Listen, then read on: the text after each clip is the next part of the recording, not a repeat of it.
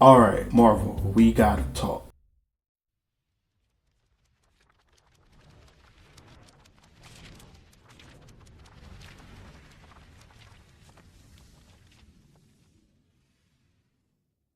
This is some serious shit. Even though I'm mad late on this, I know I'm very late on this topic. But Tony Stark being Doom don't make any fucking sense, right? From what I'm hearing, from what I'm seeing, isn't it a variant or any sorts? I wonder if he's gonna take off the mask. Is he gonna keep the mask on? If he take off the mask, that would be ass. That would be so ass. And also, like I said, another rumor. I don't know if it's true or not that they're getting rid of Ironheart and She-Hulk. Don't know what's that about. Why are we getting rid of She-Hulk? Why are we getting rid of Ironheart? My thing is this, they could be written better. I know Marvel could take characters that nobody might not like all that much and just write them better. Not only necessarily make them better, but give them more of a bigger role in the MCU. I don't understand introducing a character, getting rid of a character, because the thing is that introduce a character, build up a character, and give them to you, and then have these cliffhangers like they finna do something with them, and then they completely just throw them in the trash. Another thing, them building up to Kang and to just literally just say fuck his story because of the Jonah Majors situation, to me is such, they're gonna be a plot hole, right? Especially, I don't know if people seen the clip where Kevin Feige saying that, or probably the Russo's brothers, I don't know, I'm gonna have a clip up here somewhere, just saying that Avengers Endgame is gonna be going into Doomsday. That don't make no sense. I'm thinking, okay, I think he referred to some movies like, you gotta watch Thunderbolts, Captain America movie,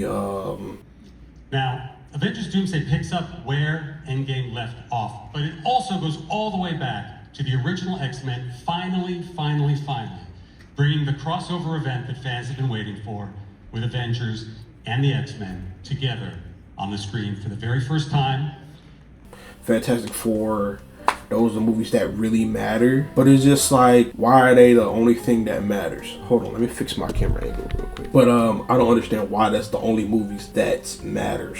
That should not be the only movies that matter, right? A whole year, not even a whole year, but just a whole decades of building up characters in the multiverse saga. The thing is, the multiverse saga, the reason why the multiverse saga isn't doing as well as they thought it would be doing, simply because they just got lazy. They just simply got lazy. The writing isn't there anymore, right? And a lot of people a lot of people like to say they're like, you know, they're getting superhero fatigue, but there's no such thing as superhero fatigue. If you just have a good story, good movie, then people will keep coming back to your universe. Thing about Kevin Feige, what he's been doing with the multiverse, especially at the beginning. First of all, Black Widow movie should have been came out. I understand the situations that was happening in the background of that. Thing is, to start the multiverse saga off with that, I get work closing off the Infinity Saga with Black Widow. To me, it didn't make sense. I understand to introduce Yelena and stuff, but it's just like,